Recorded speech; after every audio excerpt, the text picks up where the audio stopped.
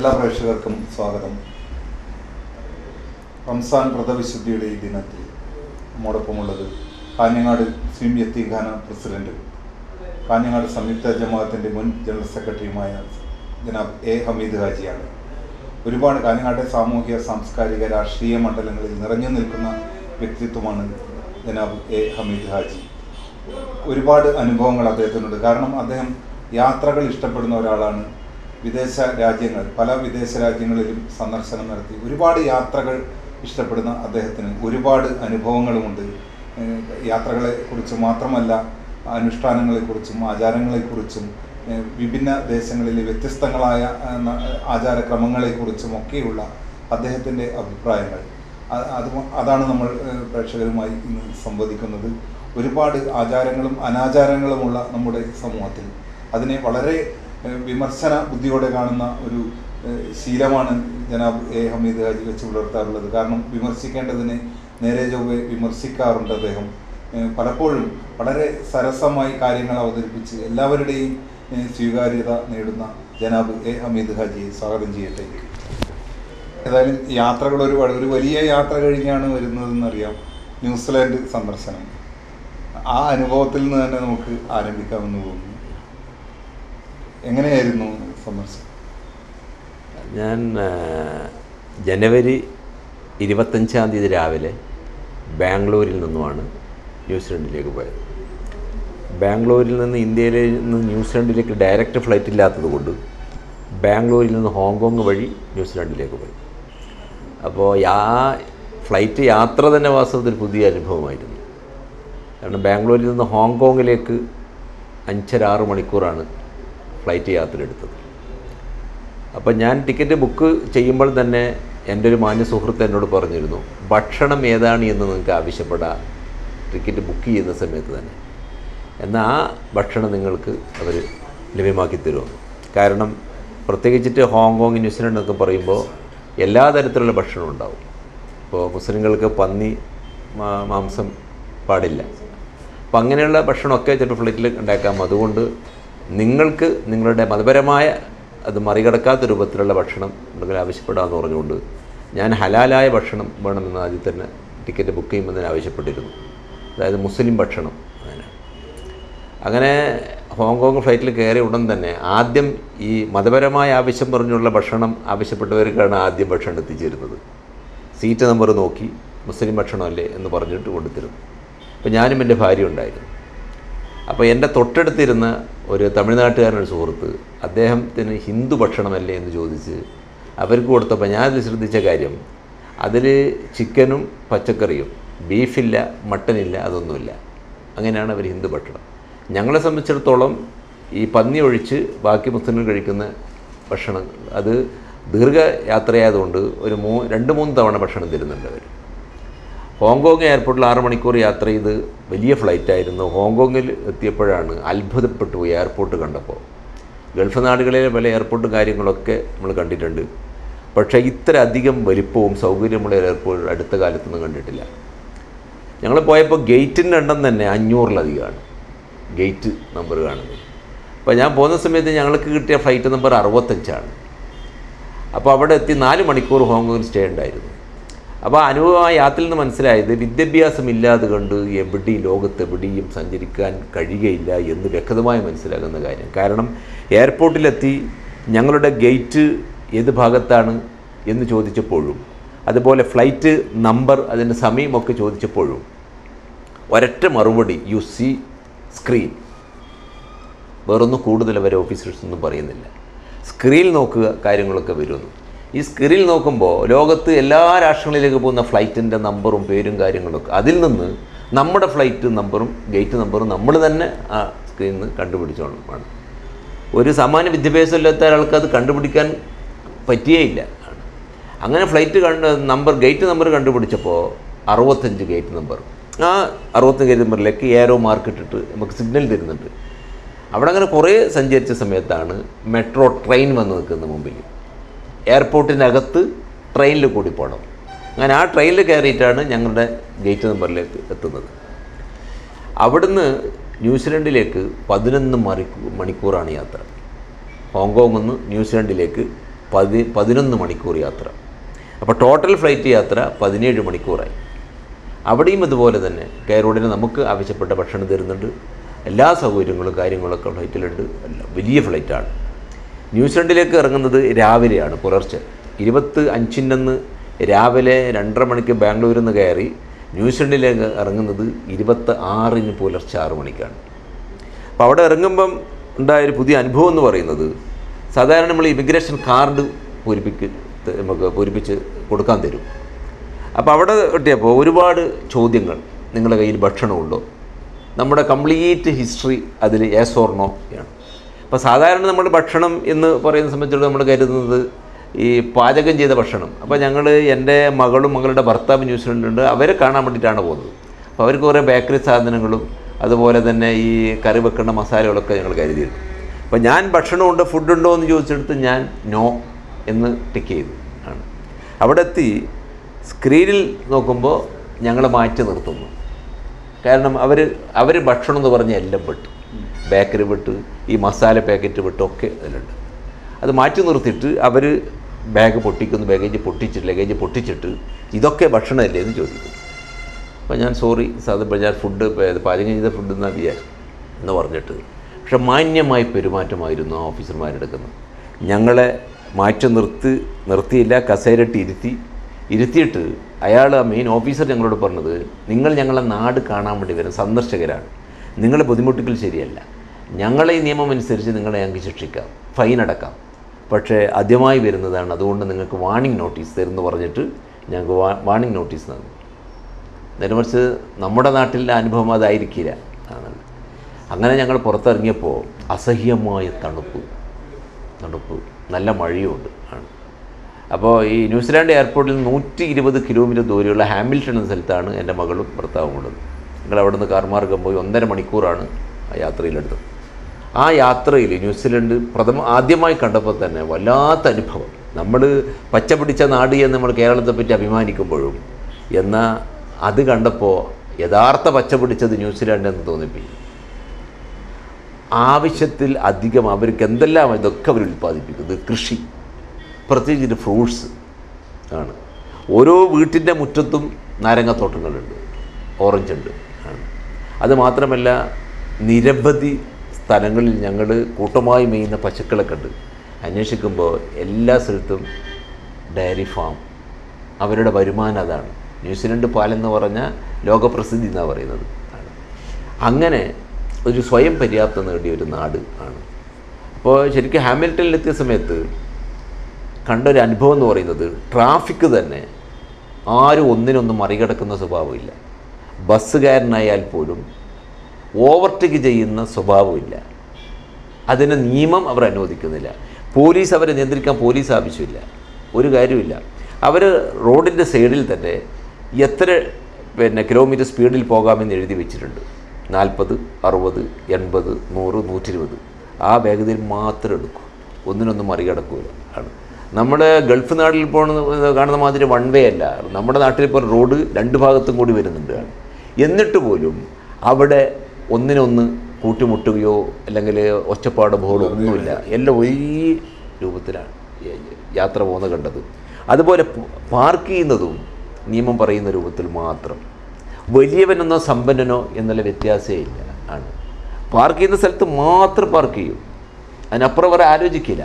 ഇനി നമ്മൾ പാർക്ക് ചെയ്തിട്ട് നമ്മൾക്ക് ഉദ്ദേശിക്കേണ്ട സ്ഥലത്ത് 1.5 കിലോമീറ്റർ നടക്കേണ്ടി വന്നാൽ അവർ 1.5 കിലോമീറ്റർ നടന്നു പോകും. അതുപോലെ തന്നെ അവിടെയൊക്കെ സ്ഥലങ്ങളിലൊക്കെ പോയി കണ്ടപ്പോൾ ഒരു സ്ഥലത്തും തിക്കും തിരക്കും കാണുന്നില്ല.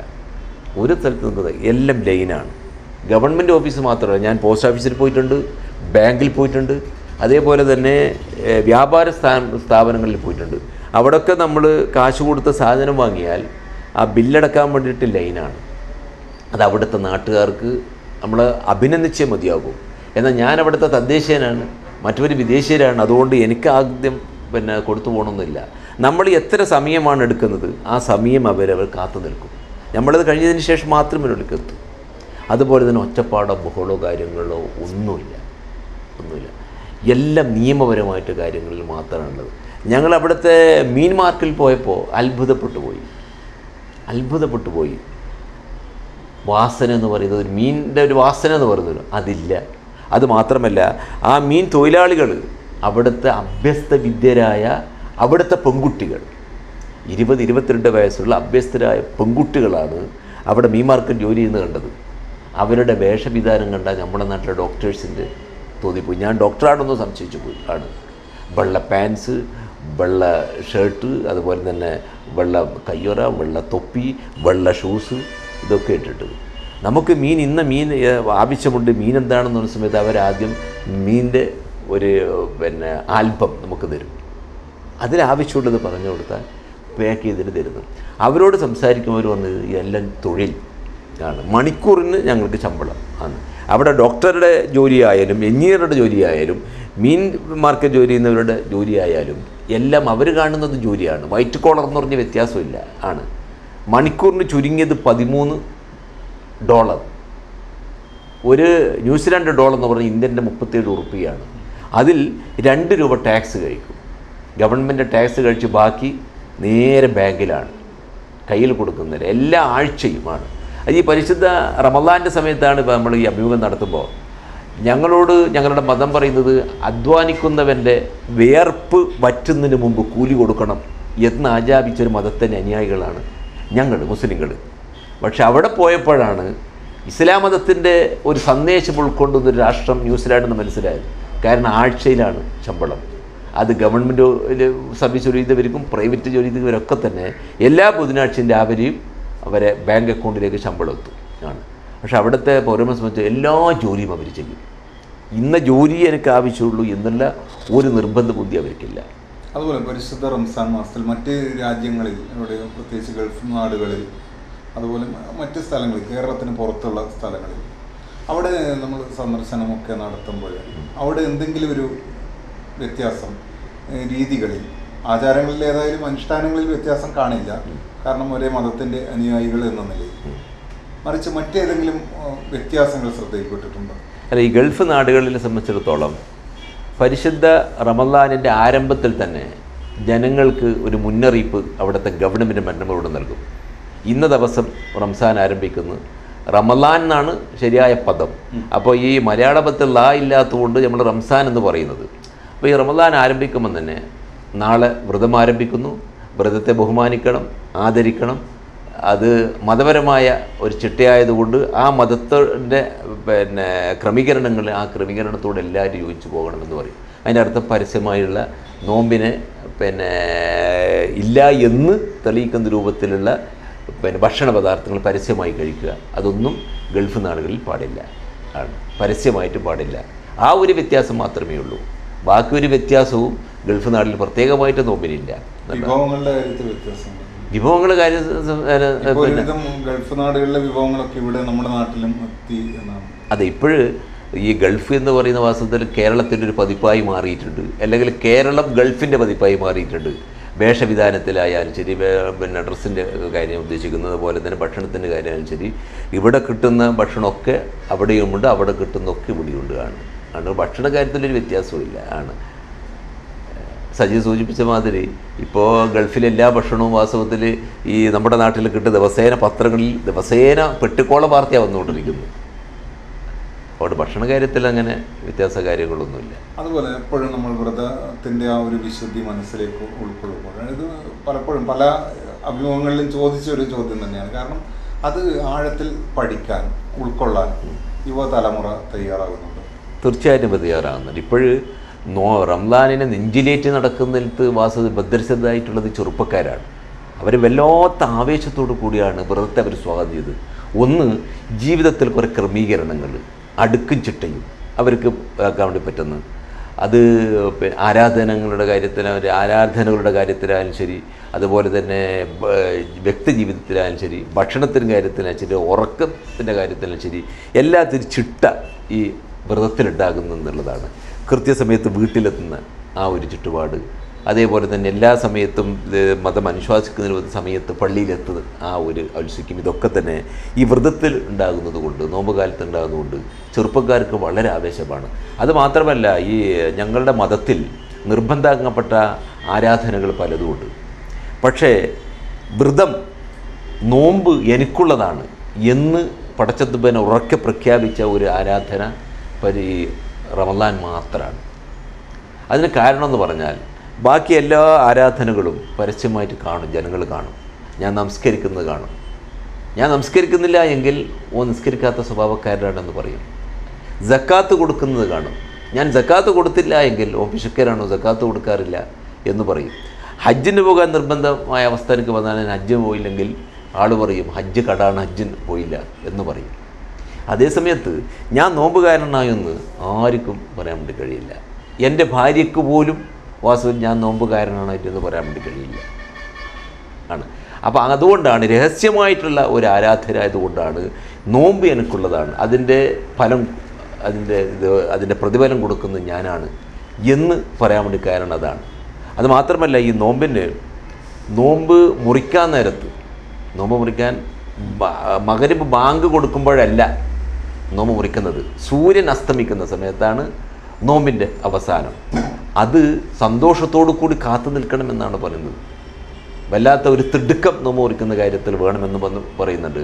ആ സമയമായി കുറച്ചും കൂടി ആൾ വരട്ടെ കാണട്ടെ, അതുകൊണ്ട് പിന്നെ ആക്കട്ടെ, അതുകൊണ്ട് കാത്തു കാണാൻ പാടില്ല. അതിനൊരു തിരക്ക് വേണം, എന്നിട്ട് നോമ്പ് മുറിക്കണമെന്നാണ്. അത് വളരെ സന്തോഷത്തോടു കൂടിയാണ് വാസ്തവത്തിൽ നോമ്പ് അനുഷ്ഠിച്ച ആളുകൾ ആ സമയത്ത് കാത്തു നിൽക്കുന്നത്. ഒരുപക്ഷെ ഇപ്പോഴത്തെ യുവതലമുറയുടെ കാര്യം പറഞ്ഞു, ഒരുപക്ഷെ അമിത് അലിക്കൊക്കെ ചെറുപ്പകാലത്തെ കുട്ടിക്കാലത്തെ അനുഭവങ്ങൾ, അന്നത്തെ ഒരു നോമ്പിൻ്റെ അനുഭവങ്ങൾ, ഒരുപക്ഷെ ഇപ്പോഴത്തെ ഒരു സമൂഹവും ഇപ്പോഴത്തെ ഒരു രീതികളുമായിരിക്കില്ല ഒരുപക്ഷെ പതിറ്റാണ്ടുകൾക്ക് മുമ്പ്. അന്ന് ഏത് രീതിയിലായിരുന്നു? ഇന്നിപ്പോൾ പലപ്പോഴും നമ്മൾ കാണുന്ന ഇഫ്താർ സംഗമങ്ങൾ, എല്ലാ മതസ്ഥരും ഒന്നിച്ച് ഇരുന്ന് നോമ്പ് തുറക്കുന്ന ഒരു രീതി, അത്തരം കാര്യങ്ങളൊക്കെ ചിലതൊക്കെ പുറമോടികളായിരിക്കാം. എങ്കിൽ തന്നെ ഞാൻ പറയട്ടെ, എങ്കിൽ കുട്ടിക്കാലത്തെ ഒരു നോമ്പിൻ്റെ ഓർമ്മകൾ ഒരുപക്ഷെ നമ്മളത് അന്ന് എത്രത്തോളം അത് ഗൗരവത്തോടെ കണ്ടിരുന്നു? ഞാൻ 1961 ഞാൻ Ajanur government fisher UP school 1ാം ക്ലാസ് വിദ്യാർത്ഥിയായത്. ഞാൻ 3ാം ക്ലാസ്സിൽ പഠിക്കും മുതൽ നോമ്പെടുക്കാൻ തുടങ്ങിയിട്ടുണ്ട്, 3ാം ക്ലാസ് മുതൽ. അപ്പോൾ എനിക്ക് വാസ്തവത്തിൽ വയസ്സ് എന്ന് പറയുന്നത് ഒരുപക്ഷെ 7, 8 അല്ലെങ്കിൽ 10 താഴെ ആണ്. അപ്പോൾ ആ സമയത്ത് എടുത്തിട്ടുണ്ട്. വാസ്തവത്തിൽ ആദ്യം ഈ പട്ടിണി കിടക്കുമ്പോൾ ഉണ്ടായ ഒരു വിഷമവും കാര്യങ്ങളൊക്കെ കുറച്ച് ദിവസങ്ങളുണ്ടായിരുന്നല്ലാതെ പിന്നീട് എനിക്ക് ഒരു അനുഭവം, അങ്ങനത്തെ ഒരു നോമ്പിൻ്റെ ക്ഷീണം കൊണ്ട് അല്ലെങ്കിൽ നോമ്പിന് ബുദ്ധിമുട്ട് അനുഭവത്തിലും അനുഭവം ഉണ്ടായിട്ടില്ല. പക്ഷേ അന്നത്തെ ലോക മനുഷ്യർ ഒരുപാട് മാറി. നമ്മുടെ ജനങ്ങളുടെ എണ്ണം തന്നെ വർദ്ധിച്ചു, മതങ്ങൾ ഒരുപാട് ഉണ്ടായി. നമ്മുടെ ഇന്ത്യയിൽ തന്നെ ഒരുപാട് ജാതികളുണ്ടായി. സാമൂഹ്യമായി തന്നെ ജനങ്ങളിൽ മാറ്റമുണ്ടാകുകയും ആ ഓരോ സന്ദർഭം അനുസരിച്ചുള്ള ഉയർച്ച വരികയും സമയത്താണ് ഈ രൂപത്തിലുള്ള ഒരു സമൂഹ നോമ്പ് തുറ അല്ലെങ്കിൽ മറ്റുള്ള പരിപാടികളൊക്കെ ആ കാലത്തുണ്ടായില്ല. പക്ഷേ ആ കാലത്ത് ഉണ്ടായ രൂപത്തിലുള്ള ആത്മാർത്ഥമായ രൂപത്തിലുള്ള പ്രതികരണങ്ങളും അല്ലെങ്കിൽ അനുഷ്ഠാന കർമ്മങ്ങളും ഇന്ന് എൻ്റെ മാന്യ സുഹൃത്ത് സൈദ് കാണിച്ച പോലെ ഇന്നത്തെ ഈ ബാഹ്യ പ്രകടനത്തിൽ നമുക്ക് സംശയം വന്നു പോകുന്നുണ്ട്. അന്ന് വാസ്തവത്തിൽ സമൂഹ നോമ്പറിയില്ല. പക്ഷേ അതേസമയത്ത് അയൽവാസികൾ അന്യോന്യം വീടുകളിൽ ക്ഷണിക്കും, അയൽവാസികൾ വീട്ടിൽ പോകും. അത് ഹിന്ദു സഹോദരനായാലും ക്രിസ്ത്യൻ സഹോദരനായാലും നോമ്പുകാരൻ്റെ വീട്ടിൽ പോയി ആ നോമ്പ് സമയത്ത് അവരോടൊപ്പം നിൽക്കും, അന്ന് ഭക്ഷണം കഴിക്കും. അവർ പെരുന്നാളിനെ ഒന്നിച്ചിട്ട് ഭക്ഷണം, ഓണത്തിന് ഉണ്ണും. അന്നൊന്നും ഇതുപോലുള്ള ഒരു വലിയ ഒരു കൊട്ടും കുരവുമായി അത് നടത്തിയില്ല എന്നുള്ളതാണ്. പക്ഷെ ആ മാനസികമായുള്ള അടുപ്പം, ഒരു ഹൃദയത്തോട് ചേർന്നിട്ടുള്ള ഒരു സ്നേഹം ഇന്നുണ്ടോ എന്നുള്ള കാര്യത്തിൽ ആത്മാർത്ഥമായി സംശയിക്കേണ്ടിയിരിക്കുന്നു. അതുപോലെ ആർഭാടങ്ങൾ ഒരുപക്ഷെ നമുക്ക് പലപ്പോഴും തോന്നാറുണ്ട്. കാരണം ഒരു അമിതമായ ഒരു ആർഭാടം പല ചടങ്ങുകളിലും കാണാൻ പ്രകടമാകുന്നുണ്ട്. പലപ്പോഴും സംയുക്ത ജമാഅത്ത് പോലുള്ള സംഘടനകൾ അത് നിയന്ത്രണങ്ങൾ ഏർപ്പെടുത്താറുണ്ട്, കർശനമായ വിലക്കുകൾ ഏർപ്പെടുത്താറുണ്ട്. എന്നിരുന്നാലും ചിലപ്പോഴൊക്കെ ഒരു അമിതമായ ആർഭാടം അത് ഒരുപക്ഷെ മതം അനുശാസിക്കുന്ന ഒരു കാര്യമല്ല, അത് പ്രകടമാകാറില്ല. അത് തീർച്ചയായിട്ടും മതപരമായിട്ടുള്ള വെച്ച് നോക്കുകയാണെങ്കിൽ ഞങ്ങളുടെ മതം തന്നെ പറയുന്നത് ധൂർത്ത് പിശാചിൻ്റെ സന്തതിയാണെന്നാണ് പറയുന്നത്. എവിടെ ധൂർത്തുണ്ടോ അവിടെ പിശാചുണ്ടെന്നാണ്. അപ്പോൾ പിശാചിനെ നിങ്ങൾ സൂക്ഷിക്കണം എന്നാണ് മതം ഞങ്ങളോട് പറഞ്ഞിട്ടുള്ളത്.